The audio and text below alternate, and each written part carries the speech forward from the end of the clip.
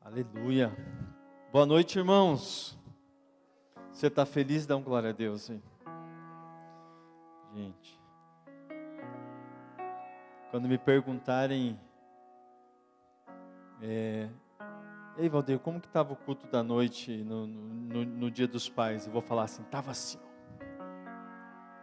O pessoal vai perguntar assim, estava tão cheio assim? Eu falo assim, não, tinha meia dúzia, mas estava queimando.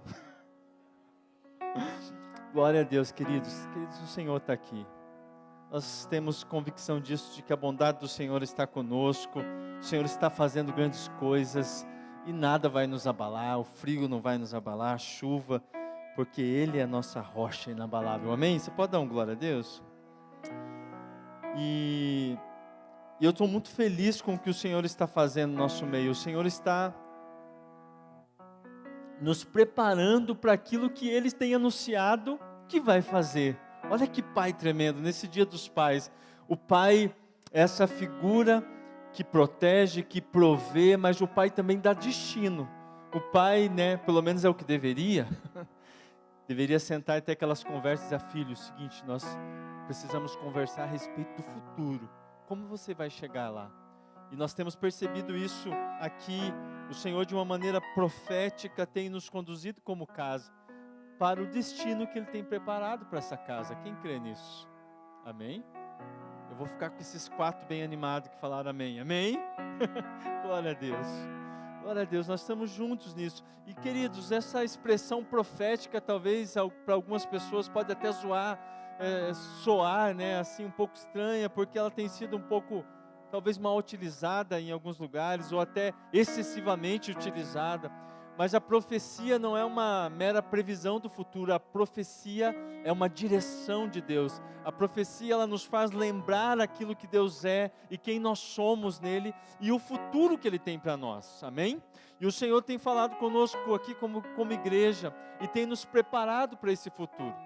E agora eu quero que você abra a sua Bíblia comigo em Jeremias 29, profeta Jeremias 29, a partir do verso 1.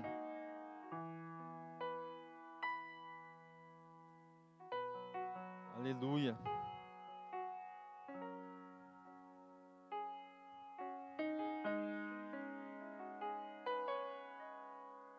Aliás, nós vamos ler a partir do verso 4 já.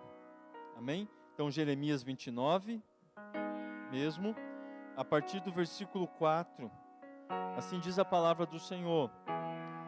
Assim diz o Senhor dos exércitos, o Deus de Israel, a todos os exilados que eu deportei de Jerusalém para a Babilônia. Construam casas, morem nelas, plantem pomares e comam o seu fruto.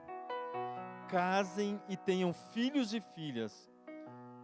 Escolham esposas para os filhos de vocês e deem as suas filhas em casamento, para que tenham filhos e filhas.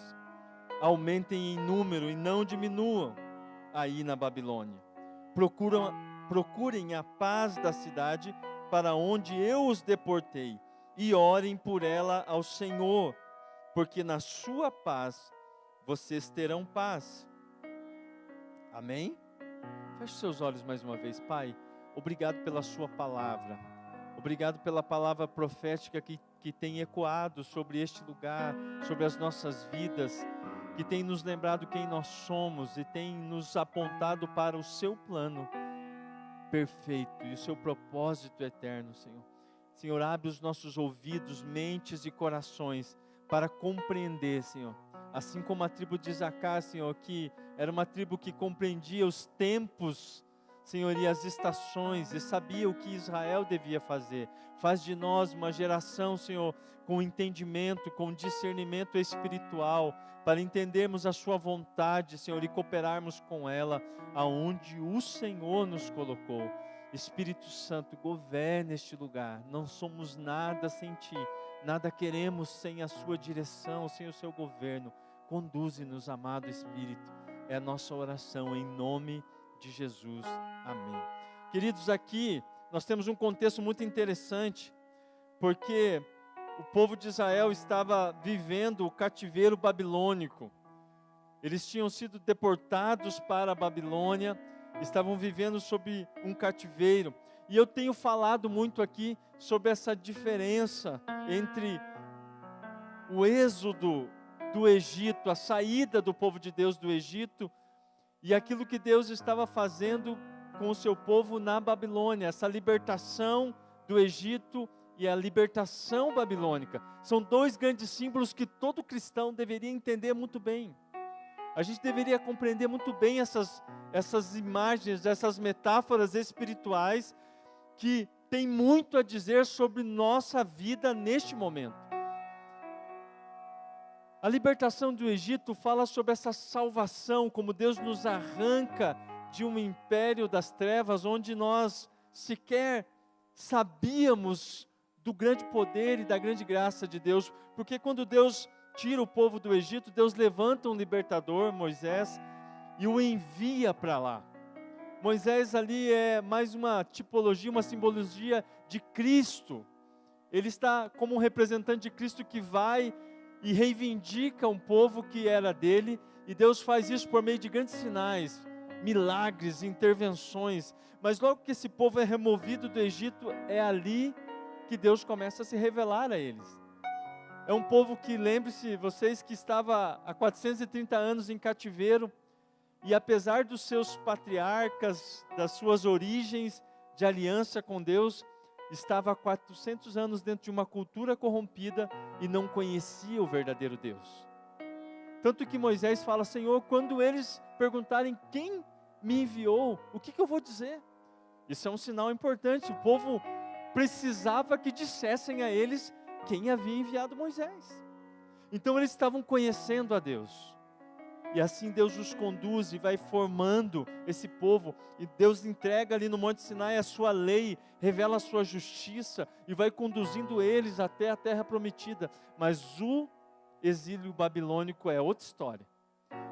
Nós lemos aqui, o profeta Jeremias está escrevendo a esse povo que estava no exílio, está dizendo algo que pode passar despercebido a nós, mas que era chocante para eles. Ele está dizendo: o Senhor mandou dizer, vocês que estão aí no exílio, para onde eu os deportei. Como assim? Nós não servimos um Deus libertador, nós não servimos um Deus que intervém arrancando-nos das garras do faraó, das opressões do Egito. Como agora pode ser o mesmo Deus dizendo, eu os deportei para aí? E é interessante porque se lermos o capítulo 29, a sequência, Jeremias vai alertar o povo para uma coisa muito interessante, está dizendo assim: vocês fiquem atentos, porque se levantarão profetas no meio de vocês, dizendo que o Senhor vai operar uma libertação e vai tirar vocês daí, como fez com o Egito. Mas não acreditem neles, não é o Senhor quem está falando. Você já se imaginou nessa situação? Você no lugar daquele povo, ouvindo um profeta dizendo assim: Deus não vai tirar vocês daí, pelo menos não agora. Não é uma mensagem boa de ouvir, né? O que nós gostamos de ouvir? Deus vai mudar a sua vida. Deus está chegando um momento de intervenção de Deus na sua vida, e Ele vai mudar a sua história, e Ele vai mudar o seu destino, e Ele vai te libertar. Imagine uma palavra dizendo assim: não, Deus não vai tirar você deste lugar. E se levantar profeta, não creiam, porque não sou eu enviando. Então vem essa palavra do Senhor àquele povo: construam casas.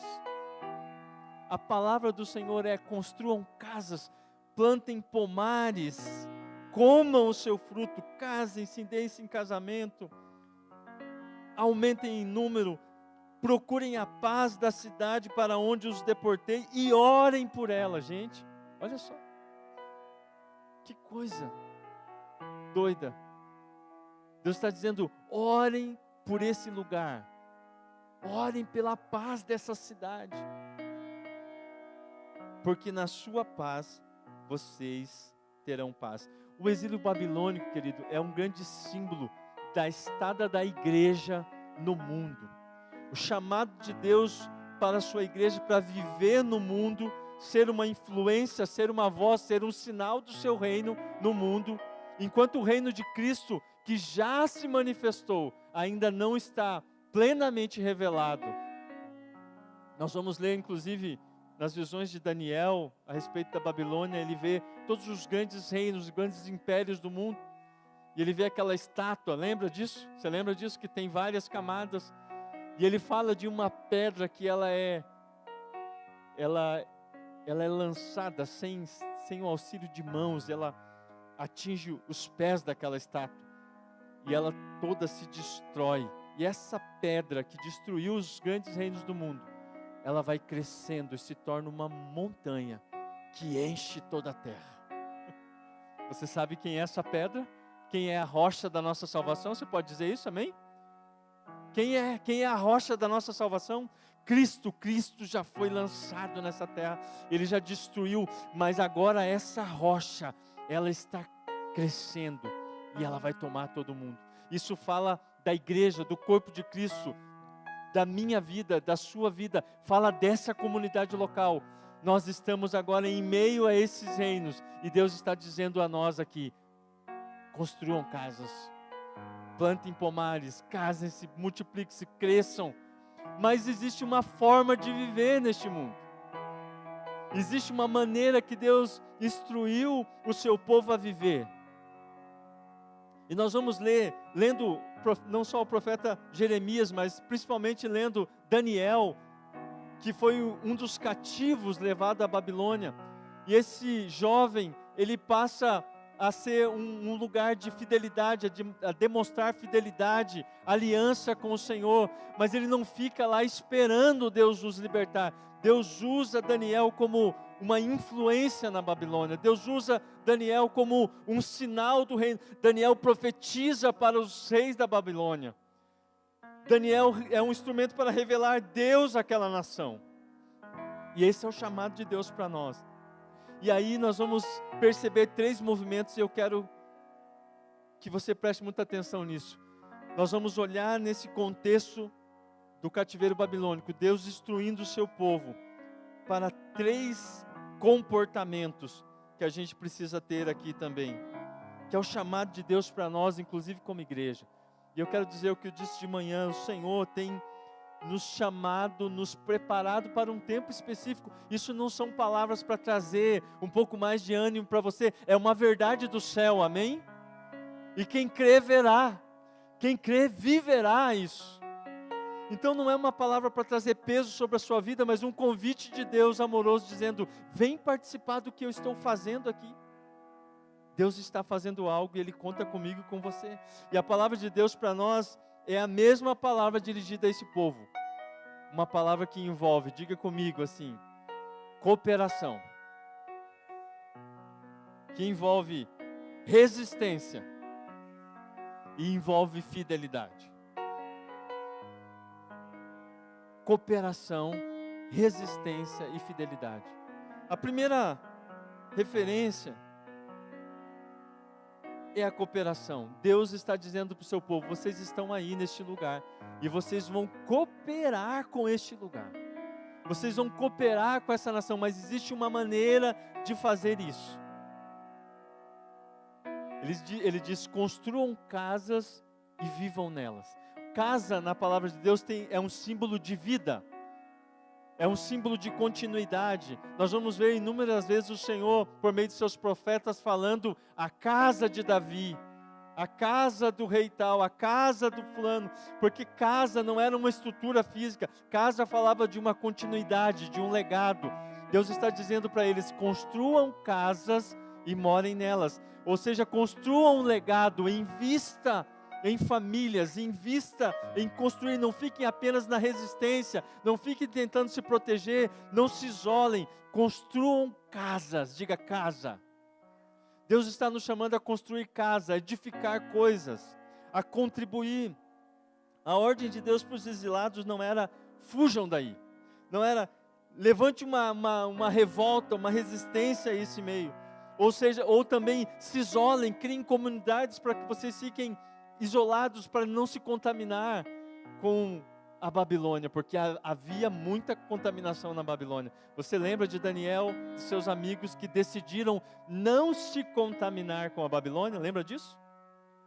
Havia contaminação, mas ainda assim Deus estava dizendo: construam casas, plantem pomares, casem-se aí, façam cultura. Isso envolve uma postura que nós vamos ver no conselho de Paulo a Timóteo, em 1 Timóteo, no capítulo 2, versículo 1, dizendo: orem por todas as autoridades, todos os reis e as autoridades, as pessoas que exercem autoridade, para que vocês tenham uma vida tranquila e sossegada. Ou seja, Deus tem coisas para fazer por meio de nós, amém? E aí Deus está dizendo para nós o óbvio, dizendo assim: você precisa ter paz para você edificar. Nós falávamos sobre isso, conversava com a pastora Lu, com o pastor Sérgio essa semana, dizendo que existe um princípio espiritual que muitas vezes nós negligenciamos, e por conta disso a gente não avança e não prospera em algumas áreas. E qual é? Que não se edifica nada em tempo de guerra. Em tempo de guerra não é tempo de edificar, nós não conseguimos edificar coisas em tempo de guerra, porque tempo de guerra, é tempo de batalhar. Mas o Senhor está nos chamando a construir coisas, então nós precisamos de paz, nós precisamos do shalom de Deus. Quem está me entendendo, diga amém. Você precisa da paz de Deus nas suas emoções, você precisa da paz de Deus na sua saúde, você precisa da paz de Deus nas suas finanças, você precisa da paz de Deus no seu casamento, você precisa da paz de Deus na sua vida profissional. Quem está me entendendo, diga amém. No entanto, essas coisas não são um fim em si mesmas, elas são um meio pelo qual Deus quer que a gente possa edificar, que nós possamos contribuir. Então, quando você está em guerra, querido, você está com a vida financeira toda bagunçada, e às vezes, querido, nós vamos passar por dificuldades, por momentos que estão para além da nossa responsabilidade, para além das nossas decisões, e o Senhor vai estar conosco, e o Senhor vai suprir as nossas necessidades, amém?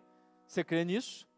No entanto, querido, às vezes há áreas, há questões que nós estamos em guerra, porque nós não soubemos ouvir e obedecer os princípios de Deus, e aí por estarmos em guerra em algumas áreas, nós não podemos edificar, nós não conseguimos edificar nada, nós não conseguimos construir algo que abençoe não só a nossa vida, mas o reino de Deus e a própria nação onde nós estamos. E o Senhor está dizendo: orem para que vocês tenham uma vida sossegada. Não é, querido? Às vezes a gente pode ler esse texto, olhar esse texto isoladamente e pensar assim: não, a Bíblia está dizendo que a gente tem que buscar mesmo uma vida sossegada, ficar de boa, sem problemas, sem nenhuma luta. Está lá, está o texto. Mas não é isso que o texto está dizendo. Ele está dizendo: ore por isso, porque você precisa disso para ter capacidade de construir e de edificar. Nós vamos passar por lutas, amém? A Bíblia diz: no mundo tereis aflições, mas tende bom ânimo, o Senhor já venceu o mundo. Nós temos lutas, nós temos aflições, mas nós não vivemos só em aflições e só em lutas, amém? Nós também fomos chamados a edificar. Então a primeira condição, a primeira palavra de Deus é: contribuam. Qual é a contribuição que eu e você podemos dar? Através do nosso trabalho, através dos dons que Ele nos deu. Como nós podemos cooperar em Mateus 5,13, que fala sobre que nós somos sal da terra, nós somos luz deste mundo. E a Bíblia fala que ninguém acende uma lâmpada numa casa para colocar debaixo da cama, mas é colocada num lugar alto, a fim de que ilumine toda a casa. Ou seja, como eu e você estamos iluminando os lugares onde a gente está, como a gente está cooperando para um melhor ambiente, como nós estamos cooperando para o propósito de Deus na nossa nação, no nosso trabalho, no nosso ambiente de estudo, no meio da família. Contribuir. Às vezes a gente está falando: não, eu só estou orando aqui para aguentar firme até que Jesus venha me buscar e resgatar daqui. E Jesus está falando assim: não, eu venho para estabelecer meu reino, mas quando eu chegar, eu quero que esse reino já tenha manifestado muito dos seus sinais. E isso será feito através de mim e de você. E essa era a hora de você dar um glória a Deus. Amém? É isso, o Senhor está dizendo: contribuam, construam casas, construam casas. Queridos, isso é tão libertador, porque se a gente fica olhando simplesmente pelo aspecto natural para o nosso mundo, não dá ânimo de fazer nada. Vamos ser sinceros? Comece a olhar para o mundo, uma ótica simplesmente natural. Você vai ter ânimo de empreender? Com o sistema tributário brasileiro, você está falando sério comigo? Você tem ânimo de empreender, começar uma empresa? Você tem ânimo de estudar e se aprofundar em algo e fazer um mestrado e um doutorado? É por isso que muita gente entra naquele obscurantismo, dizendo assim, não, conhecimento do mundo de nada vale, isso tudo vai passar, sabedoria do homem para nada serve, então nem vou estudar. No entanto, Daniel e os seus amigos, Sadraque, Mesaque e Abednego, que era o nome babilônico deles, que foi dado a eles, foram escolhidos porque eram jovens nobres, instruídos. O diabo tentou cooptar esses jovens e, sem perceber, ele colocou o reino de Deus para dentro da sua estrutura. O diabo estava tentando ganhar o coração desses jovens, mas Deus já tinha estabelecido o reino no coração deles muito antes. E aí eles foram uma espécie de cavalo de Troia na Babilônia. Entrou os jovens ali e o reino de Deus estava dentro deles. O Senhor está querendo fazer de novo. O Senhor está querendo fazer de novo. O Senhor está querendo colocar pessoas que têm o reino de Deus no coração, porque Jesus disse, se alguém disser a vocês que o reino de Deus está aqui ou está acolá, não creiam, porque o reino de Deus está antes dentro de vós. Amém? Então nós somos esse receptáculo que carrega o reino de Deus, e aonde nós entramos, o reino de Deus também entra. E Deus está dizendo, eu quero colocar vocês em lugares dessa Babilônia, dessa loucura que é o mundo hoje, para que vocês cooperem, para que vocês invistam, para que vocês manifestem o reino de Deus. Quem está entendendo, diga amém. Abra sua Bíblia em Tito, no capítulo 3.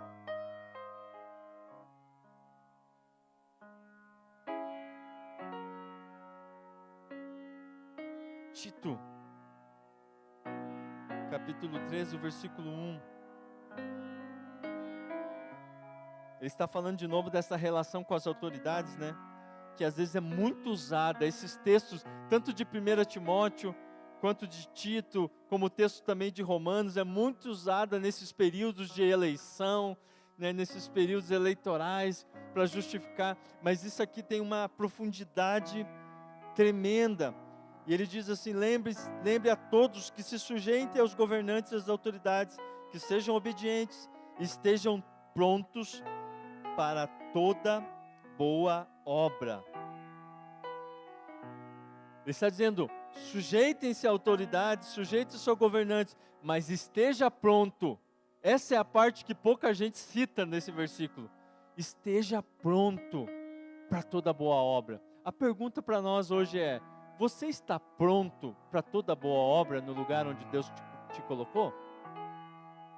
A Bíblia diz que nós devemos estar prontos a dar a quem quer que peça a razão da nossa esperança. Você sabe explicar a razão da sua esperança? Ou seja, fé, querido, nunca foi, na palavra de Deus, um assunto de foro íntimo. Hoje em dia a sociedade fala, não, você tem a sua fé, eu tenho a minha fé, essa é uma questão de consciência, de foro íntimo, eu respeito isso, mas você também não fale sobre isso. Na palavra de Deus nunca defendeu isso. A fé é sempre um assunto público. A fé é aquilo que a gente fala, que a gente crê, que a gente faz e que a gente paga o preço por aquilo que a gente confia. Você está pronto para toda boa obra? Você sabe como cooperar com os recursos do reino de Deus, com os dons que Deus te deu, para todo o propósito de Deus aonde você está? Esse é o chamado de Deus para nós, querido. Querido, está chegando o tempo em que o crente consumidor não vai conseguir ficar mais, querido. Porque ele vai começar a entender que não existe essa categoria, querido. Não existe essa categoria de cristão. A gente inventou isso. frequentar culto, fazer campanha, buscar um propósito que é simplesmente para mim. A Bíblia diz, cada um não busque aquilo que é apenas do seu interesse, mas o que é interesse dos outros. Ou seja, ser filho de Deus, estar no reino de Deus, foi um chamado, foi uma graça recebida, mas nós somos incluídos numa família onde Deus tem um propósito para esses filhos. Não existe um filho sem chamado, não existe um filho sem propósito, não existe um filho, portanto, sem responsabilidades. Todos os filhos são chamados a essa responsabilidade. Quem está entendendo, diga amém. Queridos, nós somos chamados a se envolver com todas as áreas da vida, com a arte, com o empreendedorismo, com a política. Existe uma maneira certa de fazê-lo, existe uma forma de fazê-lo, amém? Amém, glória a Deus. A palavra de Deus nos instrui a isso, existe uma maneira de fazer. Mas a gente é chamado também a resistir. Se por um lado nós somos desafiados a não viver de uma maneira isolada, de não viver de uma maneira alienada do mundo, fechados aqui dentro de uma subcultura cristã, a gente é chamado a salgar a terra, e o sal precisa estar na carne, a luz precisa estar no mundo, amém? Mas isso nós não podemos fazer de maneira indiscriminada e sem critério algum. Se tem por um lado, queridos, os irmãos que estão aqui, correram para dentro da arca, né? Existe essa analogia que a igreja é a arca. Pode feder do lado de dentro, mas é muito melhor estar dentro que estar fora. Quem já ouviu isso? Né? Você nunca ouviu isso? Desculpa pelo feder. Tem a ver com a arca, tá, irmão? É uma analogia da arca. Querido, você imagina todos aqueles animais dentro da arca. Você acha que cheirava perfume francês? Né? Mas a questão é, ainda é melhor estar dentro do que estar fora, amém? Só que tem um problema às vezes nesse raciocínio, que a gente corre para dentro da arca, fecha a porta, pega o trinco por lá de dentro e a gente está segurando, fala, aqui é a nossa função, não deixar nada de fora entrar, não deixar o mundo entrar, não deixar as influências entrar. A gente fica na resistência, a gente se aliena do mundo, e nós somos chamados para ser uma influência, e a gente abre mão disso. E aí esse é um extremo. E o outro extremo é os irmãos emocionados. Tem os irmãos amedrontados e tem os irmãos emocionados. Não, nós fomos chamados para o mundo. Então vamos lá na balada, vamos fazer um bloco de carnaval. E vamos fazer de qualquer jeito, né? E aí vai. E aí quando você vê, tá o irmão lá, sambando lá. No abadá. Correndo atrás do trio elétrico, já nem lembra mais de Jesus, já está chamando Jesus de Genésio, Apocalipse de Policarpo, já não sabe mais nada e já está, mas eu estou aqui, que é a galera emocionada. Não, nós temos que estar no mundo mesmo, a gente tem que estar nos lugares, mas vai sem critério, não tem fundamento, não tem estrutura, não tem discernimento espiritual, vai como uma ovelha, como aquele provérbio que diz que o jovem que está indo para casa da mulher adulta, ele fala assim, é como um boi que está indo para o matadouro, que não sabe, nem imagina o seu destino, mas ele está indo lá alegrão, eu vou me dar bem. E a Bíblia fala, ele não sabe que o fim deste caminho é morte. Então a gente precisa entender que o chamado de Deus é, cooperem, aprendem a cooperar, aprendam a discernir. Vocês não estão aí para enfeite, estão aí para mudar, para sinalizar o reino, mas existe um lugar onde nós precisamos aprender a resistir. Diga, resistir. Porque, querido, vamos ser sinceros, a Babilônia não é brincadeira, não, gente, não é. O Brasil, já viu essa frase? O Brasil não é para amadores. A Babilônia não é para amadores, não dá para sair assim, não. Estava brincando com o pessoal hoje de manhã no arco aqui, né? Muita gente não sabe, mas foi moldada pela teologia do Alexandre Pires, né? Ninguém lembra aqui. Ah, vocês estão fingindo, gente, né? Os irmãos lá do ministério, só para concordar, lembra? Né? Só para contrariar, lembra? Aí as pessoas não têm noção do quanto essa cultura, ela não chega desafiando, não chega dizendo para você, venda para mim a sua alma. Não, ela vem de uma maneira sutil. É o que o James Smith lá fala, são as liturgias do cotidiano. as coisas como elas são, a cultura do consumo, essa cultura de consumo na igreja, de chegar e perguntar, o que essa igreja oferece? Como que é o ministério infantil? Eu gosto da música, eu não gostei da luz, eu não gostei das plaquinhas ali. Essa cultura não chegou de um dia para a noite, não foi assim que aconteceu, foi aos poucos, porque a gente é moldado por isso todo dia, querido. Pelas campanhas publicitárias, pelas propagandas, pela cultura do consumo, a gente foi sendo moldado por décadas, formatadinho a pensar nisso. A gente todo dia, a gente não está nem ouvindo, mas essa voz está falando para a gente, uma cultura que está dizendo, cuide de você, pense em você. Se você não cuidar de você, ninguém vai fazer isso por você, não. Não fique esperando nada cair do céu. As coisas vêm de maneira muito sutil. A Babilônia não é para amadores, irmão. A Babilônia está aí.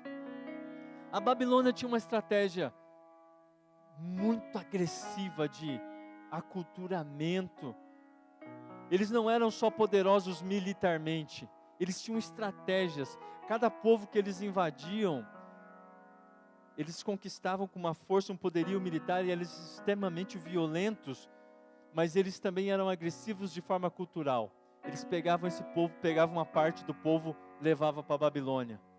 Pegavam um pouco de povo babilônico, mandava para aquela colônia recém-conquistada, e começava a misturar a língua, os costumes, a cultura, porque eles sabiam de uma coisa: se aquele povo fica ali e mantém a sua identidade, a sua cultura, a sua língua, chega um momento que eles falam, nós não nascemos para ser escravos de ninguém, a gente tem uma história, a gente tem uma identidade. Então eles sabiam, a gente tem que destruir a identidade desse povo, a gente tem que misturar, daqui a pouco eles não sabem mais quem eles são. Foi isso que eles fizeram com Daniel e com aqueles jovens, levaram, e a Bíblia diz que eles foram enviados para a Universidade Babilônica, para aprender sobre a cultura, a língua e toda a sabedoria. Essa era a estratégia, querido. A gente não pode ser ingênuo, achar que o mundo está aí, só vivendo. Nós somos formados, se a gente não souber resistir a isso, se nós não soubermos discernir as estratégias do diabo, a palavra de Deus diz que nós não devemos estar alheios às sutis estratégias do diabo, a fim de que ele não obtenha vantagem sobre nós. A gente está numa guerra assim, querido. A gente está numa guerra assim. A gente precisa saber, você precisa saber aonde o inimigo te ameaça mais. Você precisa saber os lugares aonde você pode e aonde você não pode entrar. Isso não é sobre medo, isso é sobre discernimento. Então, a segunda mandamento do Senhor é: aprenda a resistir, aprenda a guardar o coração das liturgias babilônicas. Quando Paulo diz em Romanos 12, fala assim, irmãos, Romanos 12, versículo 1, ele diz, rogo-vos, pois, irmãos, pelas misericórdias de Deus, irmãos. Está dizendo, irmãos, vamos traduzir aqui, irmãos, pelo amor de Deus, me escuta. Varão, me escuta. Jovem, me escuta. Adolescente, me escuta, pelo amor de Deus, me escuta. Ele fala assim, irmãos, eu rogo que vocês apresentem os vossos corpos a Deus como um sacrifício vivo, santo e agradável a Ele. E Ele diz, porque este é o culto racional de vocês. Ou seja, envolva toda a sua vida, envolva todos os seus sentidos na sua adoração a Deus. Não deixe que a sua adoração se torne um assunto de foro íntimo. Não deixe que a sua vida com Deus se torne um assunto de consciência pessoal. Envolva o seu dinheiro, envolva os seus hábitos, envolva as suas rotinas, envolva o seu trabalho, envolva o seu corpo, envolva tudo. Quem está me entendendo, diga amém. Ele está dizendo, apresente os nossos corpos como um sacrifício. Sacrifício ali é culto. Envolva tudo, querido. Se você não envolver tudo, a Babilônia vai começar a envolver essas áreas da sua vida. Envolva o seu entretenimento, envolva o seu lazer, envolva tudo isso. Existe espaço para todas as coisas no reino de Deus. Tudo que Deus criou, tudo que Deus formou, tem um lugar. Envolva os seus afetos, envolva as suas emoções nas liturgias formadoras do reino de Deus, em disciplinas espirituais, em oração. Aí a gente tem um momento mensal onde a gente, além de culto aqui, a gente tem 3 horas para orar e adorar a Deus juntos e viver. Aí você não vem. Você não vem.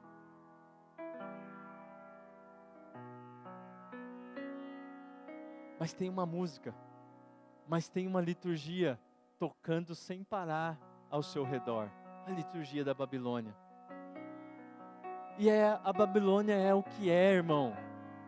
A questão é, nós sabemos resistir? Nós sabemos resistir a isso? A gente sabe discernir? Ou a gente está engolindo com casca tudo aquilo que a Babilônia nos oferece na ilusão de que a gente vai vir aqui 2 horas por semana e o Senhor vai nos limpar. Todo o processo de purificação, Deus dá os meios que nós não podemos produzir. Deus dá os recursos que nós não podemos produzir de forma alguma. Mas quem usa os recursos somos nós. Você vai perceber que as ordens do Novo Testamento é sempre purifiquem-se, edifiquem-se. São sempre no imperativo. Não é ore para Deus te santificar, é santifique-se você. Porque Deus já deu o recurso que a gente não tem. Deus já deu o seu Espírito, Deus já deu Cristo Jesus. O sacrifício já foi feito. Então essa prática não é uma estrutura de merecimento e de obras. Não, é uma atitude de fé. Quando nós respondemos a Deus em obediência, isso é fé, é confiança. Amém? Então nós precisamos aprender a resistir. A Babilônia está aí, irmão. Mas o reino de Deus já está em nós, aleluia! Nós não podemos nos conformar, tomar a forma. A gente está cansado até de ouvir isso, mas chegou o momento da gente entender profundamente como é na prática não se conformar. Entrega tudo, envolve tudo, seus pensamentos, suas emoções, suas ações, seus hábitos, seu dinheiro, sua casa, seu ambiente, seu lazer, envolva tudo isso no reino de Deus. Em Deus, nós vencemos as seduções do mundo mediante as disciplinas espirituais que reorientam o nosso amor a Cristo, querido.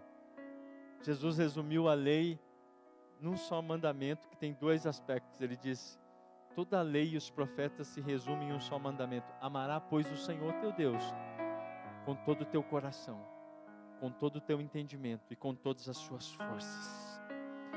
O objetivo de Deus, querido, não é mera obediência. O objetivo de Deus para nós é amor. Diga amor.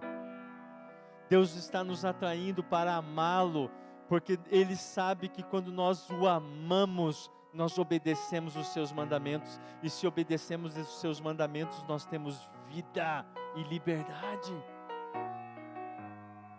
Então, as disciplinas espirituais não é um meio pelo qual a gente ganha a nossa salvação, porque a nossa salvação foi dada em Cristo, mas as disciplinas são o meio pelo qual nós damos acesso a Deus, ao nosso coração, de modo que Ele molde os nossos amores. Deus molde aquilo que a gente ama, Deus molde aquilo que nos atrai, Deus molde os nossos afetos. Abra comigo a sua Bíblia em primeira epístola de João, não o Evangelho de João, a primeira epístola, lá no capítulo 2, versículos 15 a 17.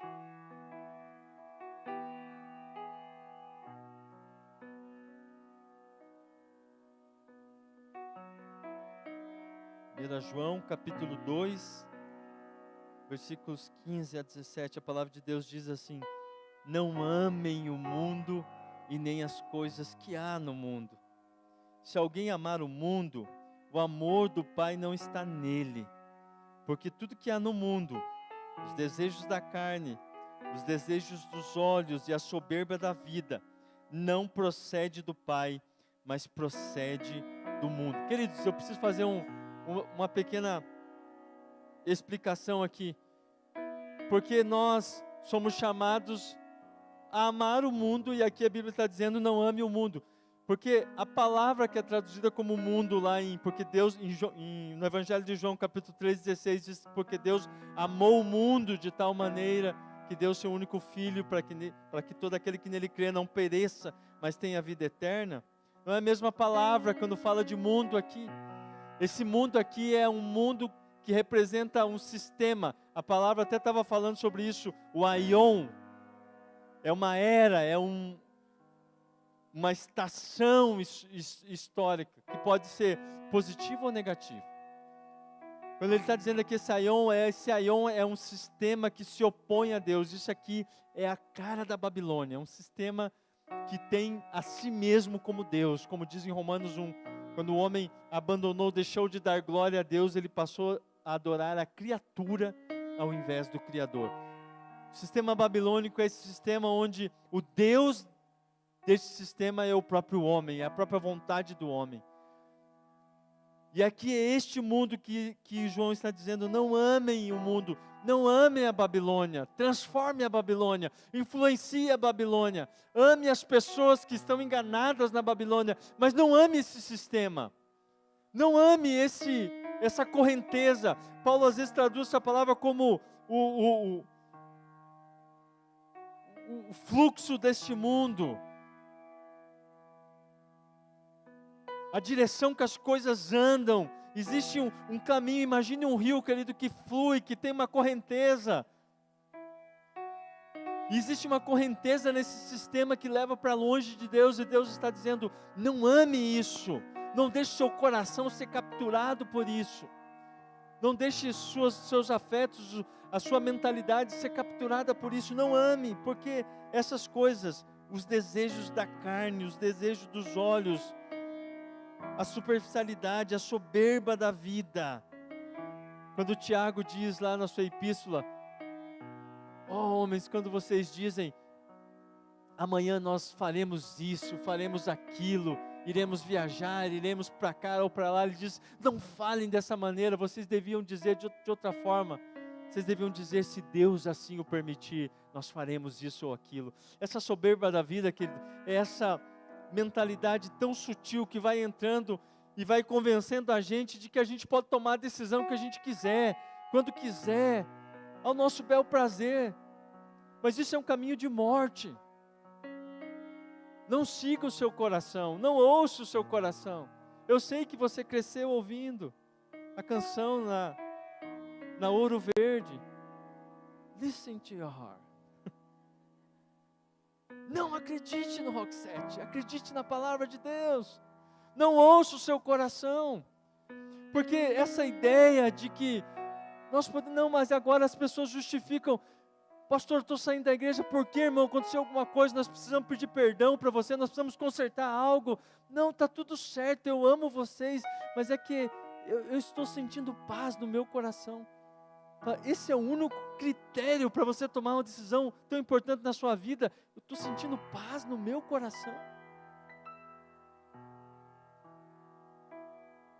Quem está me entendendo, diga amém. Eu vou sair dessa empresa, eu vou começar um empreendimento. Mas, irmão, por que ter uma palavra de Deus? O que o Senhor já te encaminhou, te conduziu para tomar de decisões, de preparo para isso? Não, eu não sei, pastor, mas eu estou sentindo no meu coração. E aí a gente ri, mas tem gente fazendo mais, gente. Tem gente saindo de casamentos. Não, eu sinto que Deus tem alguém melhor para mim. A gente ri, mas a gente devia chorar. Porque cada um e aí entra aqui, querido, eu com muito temor digo isso: esse tipo de engano pode pegar qualquer um de nós. Basta que a gente deixe que as pequenas concessões vão tomando volume. Ninguém chega a isso num salto, tá?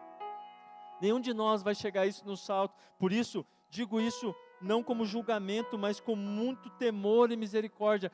Quem chega nesse engano não foi de um dia para o outro. Foi assim: porque eu tomei essa decisão. Eu tomei a decisão de fazer essa compra porque meu coração mandou. Eu tomei essa decisão de de mudar isso, porque meu coração mandou. E aí as coisas vão escalando, e de repente é uma saída de um trabalho, é uma mudança de igreja, é um rompimento de um casamento, é a quebra de uma aliança. Quem está entendendo? Não foi de um dia para o outro. Nós precisamos saber discernir, porque a Babilônia, querido, ela quer nos engolir, só que Deus nos plantou aqui dentro, para que a gente engula a Babilônia de dentro para fora. O reino de Deus está plantado aqui. Cristo colocou aquele povo e falou assim: vocês não vão sair daí tão já, não vai ser agora, mas vocês vão influenciar. Plantem casas, quem está entendendo?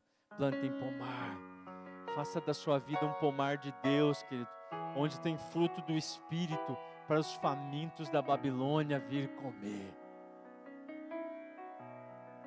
Sabia que ao mesmo tempo que tem um mar de engano aí fora, tem um mar de pessoas que está comendo as iguarias da Babilônia e já não sacia mais, que está procurando um fruto diferente, está procurando um pomar diferente. Que tal se esse pomar for você e eu? Que tal se esse pomar nesse tempo seja essa casa, essa igreja, essa família? Que tal se esse pomar para esse povo que está faminto, que já está empapuçado das promessas enganosas da Babilônia, que já se frustrou, que já tentou, que já comprou essa mentira, que o mundo não entrega. Aleluia! Você está aqui? E por último, o Senhor chama a gente a uma permanência fiel. Diga, permanência fiel. Queridos, permanecer não é fácil. Permanecer nunca é fácil. Mas eu gosto de um autor cristão, né? Um homem de Deus que diz que a nossa vida é uma constante encenação do drama bíblico no teatro do mundo. Nós não podemos mudar o script. O script não é a gente que escreve, querido. O script quem escreveu foi Ele. Mas isso também, querido, liberta a gente de uma pá de ansiedade e de peso. Porque hoje está todo mundo dizendo, né, tem um autor que ele escreveu um livro chamado Da Sociedade do Cansaço. Quem já viu falar? E ele fala que a gente migrou de um sistema, de uma sociedade disciplinar para agora uma sociedade de performance, onde todo mundo tem que ter sucesso, tem que ter produtividade, tem que ser o mais produtivo possível. E aí a gente saiu da escravidão da opinião, né, dos mais velhos, das lideranças, e agora a gente é escravo de nós mesmos. Nós somos agora oprimidos pela necessidade de sermos sucesso, de sermos produtivos, de alcançarmos mais e chegarmos ao topo do topo. E aí a gente descobre que não dá para viver no topo de todas as coisas, não dá para ser o mais bonito, o mais inteligente, o mais saudável, o mais próspero, o mais rico, não dá. Isso destrói a vida da gente. Mas o reino de Deus, Deus escreveu o script. Deus tem um lugar para cada um de nós. E no capítulo 29 de Jeremias está o texto, um dos textos mais mal interpretados da Bíblia, porque ele é sempre citado isoladamente. Quando Deus diz para esse povo que Ele falou, vocês vão ficar aí, mas eu vou estar com vocês aí.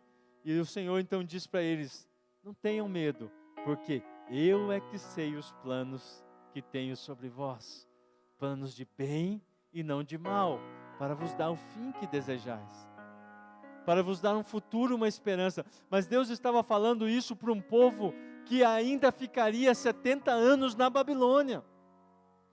Então a palavra de Deus está dizendo assim, os meus planos, eles são maiores do que os seus, como o pastor Sérgio ministrou aqui, Isaías 55. Os meus caminhos são mais elevados. Eu sou poderoso para abençoá-los, para guardá-los e protegê-los, mesmo em meio à Babilônia, mesmo enquanto a situação não muda, mesmo enquanto a circunstância não está parecendo favorável, eu sou poderoso para fazer isso. E nossa fidelidade precisa estar no Senhor, nessa consciência, Deus está conosco. Jesus prometeu: eis que estarei convosco todos os dias, não é qualquer dia ou em algum dia, ou quando a coisa ficar muito feia, é todos os dias, amém? E essa é a nossa alegria, essa é a nossa paz. E outra coisa, querido, a gente não precisa estar no topo do mundo, a gente precisa ser achado fiel. Aleluia! Eu não estou aqui advogando a mediocridade, querido, dizendo que você não tem que estudar, que você não tem que crescer, mas uma coisa você não tem que ser, você não tem que ser o melhor em tudo. Você foi chamado como filho de Deus, amado por meio de Cristo Jesus. Ele tem um plano para a sua vida. A medida do sucesso não é o que você conquista aos olhos desse mundo. A medida do sucesso é o quanto você permanece fiel ao que Deus chamou você para fazer. Tire os fardos, tire os pesos, tire as culpas. Entenda de Deus, passe a buscar em Deus. Deus, o que o Senhor quer de mim? Aonde eu me encaixo dentro desse seu plano? Aonde eu me encaixo dentro do seu propósito? Eu quero ter sucesso nisso, somente nisso.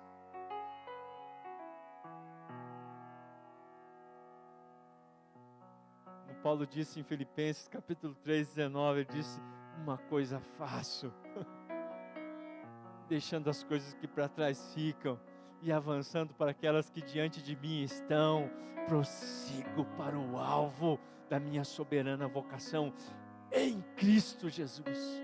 Não é a minha vocação neste mundo, não é os critérios de sucesso deste mundo, nem mesmo aqueles que uma cultura religiosa estipulou para nós. Tem gente vivendo oprimido sobre uma insígnia de um ministério que nunca aconteceu. Tem gente sofrendo porque recebeu palavras de um ministério que ele achava que teria que ser de uma forma, teria que ser de uma maneira e não aconteceu. Está frustrado, está abatido, acha que fracassou diante de Deus, quando Deus está dizendo: filho, o seu chamado é permanecer fiel. Permaneça fiel. São inúmeros os testemunhos de pessoas que influenciaram um só, e este foi um agente, e esse único que ele influenciou foi um agente de avivamento. Dizem, eu já não sei porque são tantas histórias, eu não posso afirmar, mas dizem que a pessoa que evangelizou o Billy Graham foi uma dessas, alguém que conseguiu influenciar só um, mas esse um era o Billy Graham, o homem que foi usado por Deus para ganhar milhões de pessoas. Quem você acha que vai ter um galardão maior no céu, o Billy Graham ou essa pessoa? Talvez o galardão dele seja maior até, porque a medida do sucesso no reino de Deus não é o quanto nós fazemos, o quanto a gente produz, mas o quanto a gente permanece fiel. Você é líder de célula? Quem tem líder de célula aqui? Levanta a mão, levanta a mão bem alto. Vocês são uma bênção, irmãos. Vocês são pastores.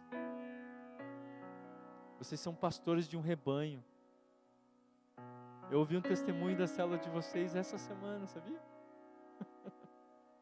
E eu nem esperava, encontrei uma pessoa no corredor e falou: eu estive na célula, foi tão lindo, tão bom. E às vezes a gente está lá e pensa: poxa vida, meu ministério não está deslanchando. Meu Deus, gente, meu Deus.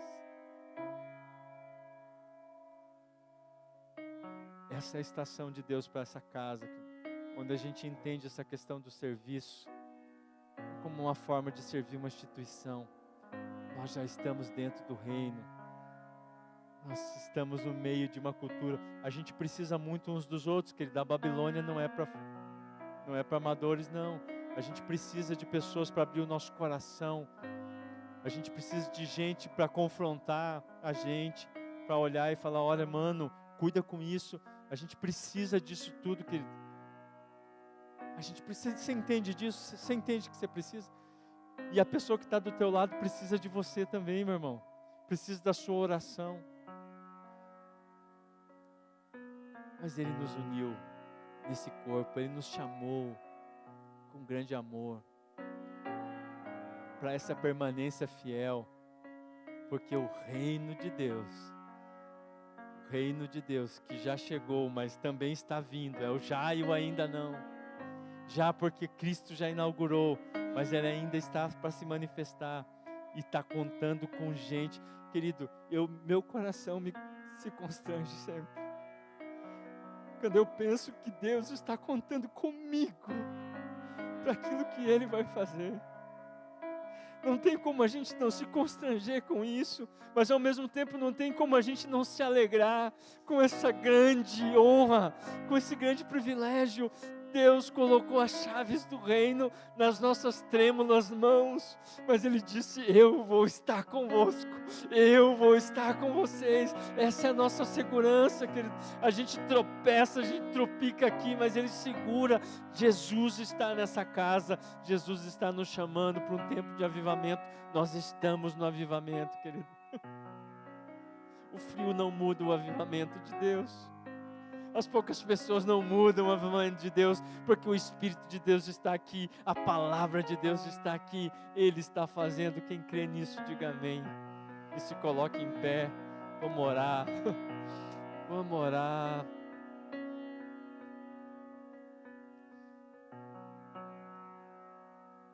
Ele confia em nós, isso é incrível.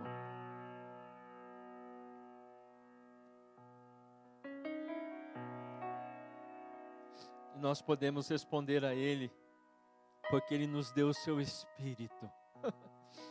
O Espírito de Deus testifica no nosso espírito que de fato somos filhos de Deus. E se somos filhos, somos também herdeiros e co-herdeiros com Cristo. Porque se com Ele nós morrermos, com Ele nós também ressuscitaremos. Aleluia! Nós não tememos mais a morte, porque Ele venceu a morte. Ele venceu a morte. Ele tomou a nossa morte, Ele assumiu a nossa morte, para que nós tenhamos a sua vida. Vem viver, meu irmão. Vem viver.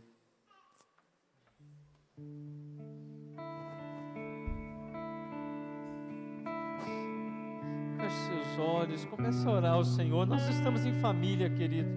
Nós estamos na presença do Pai.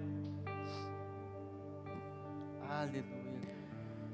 Ele está dizendo: toma-me, rendido estou aos pés da cruz. Me encontrei, o que tenho te entrego, ó Deus.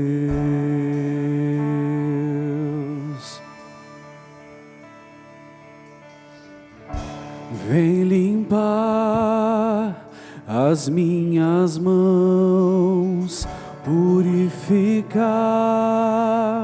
meu coração, que eu ande em todo que tu tens pra mim.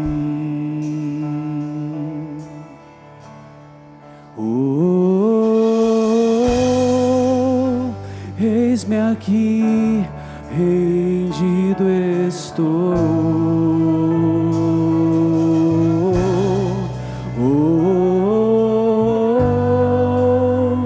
Eu sou teu e tu és meu.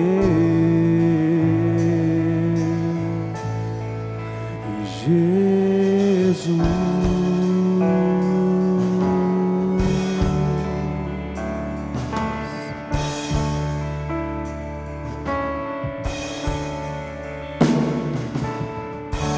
Meus momentos e os dias meus, meu respirar e meu viver, que sejam todos pra ti, ó Deus.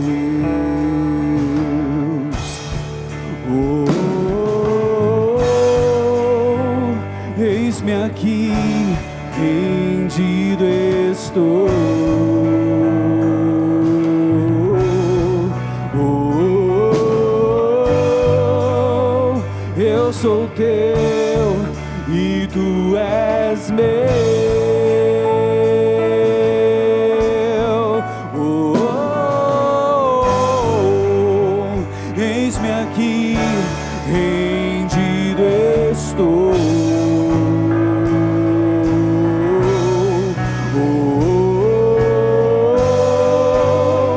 Eu sou teu e tu és meu.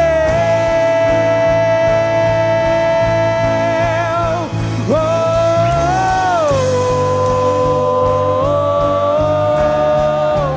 oh,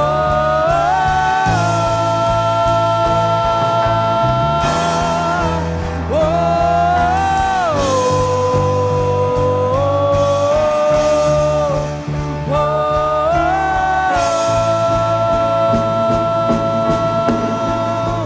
minha vida dou a ti, Senhor, rendido a ti estou, e pra sempre cantarei. Faz em mim o teu querer. Minha vida dou a ti, Senhor, rendido a ti estou, e pra sempre cantarei. Faz em mim o teu querer.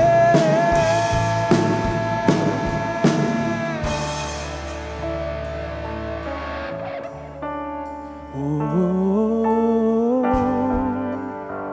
eis-me aqui, rendido estou.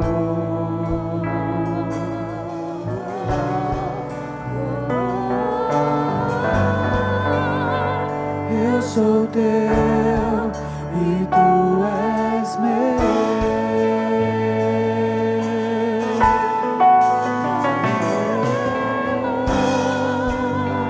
Eis-me aqui, rendido estou.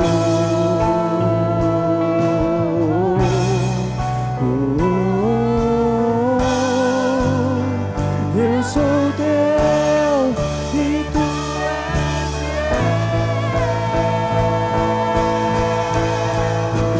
Minha vida dou a ti, Senhor, rendido a ti estou, e pra sempre cantarei. Faz em mim o teu querer. Minha vida dou a ti, Senhor, rendido a ti estou, e pra sempre cantarei. Faz em mim o teu querer.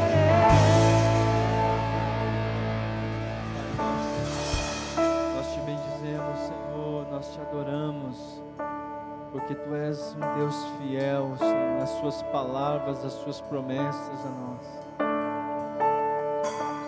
Nós clamamos a ti, Senhor, que nos capacite a viver, Senhor, em meio a esta Babilônia moderna, Senhor, sendo fiéis ao Senhor, sabendo resistir suas influências, mas influenciando, Senhor, construindo um legado de honra ao Senhor, proclamando o seu reino e cooperando por Ele, até que o Senhor venha, até que o Senhor venha. Obrigado, Senhor, nos ajude a celebrar todos os dias a grande honra, o grande favor e privilégio que é, Senhor, estarmos na sua casa, na sua família, como seus filhos e príncipes, Senhor, como sacerdotes do seu reino. Nos purifica, Senhor, como cantamos, purifica as nossas mãos, purifica os nossos corações. Nós temos muito a aprender, nós temos muito, Senhor, a sermos libertos Mas nós confiamos em Ti, Pai. Nós confiamos em Ti. Que o grande amor de Deus, Pai, nosso Pai, a graça salvadora e transformadora do Senhor Jesus Cristo,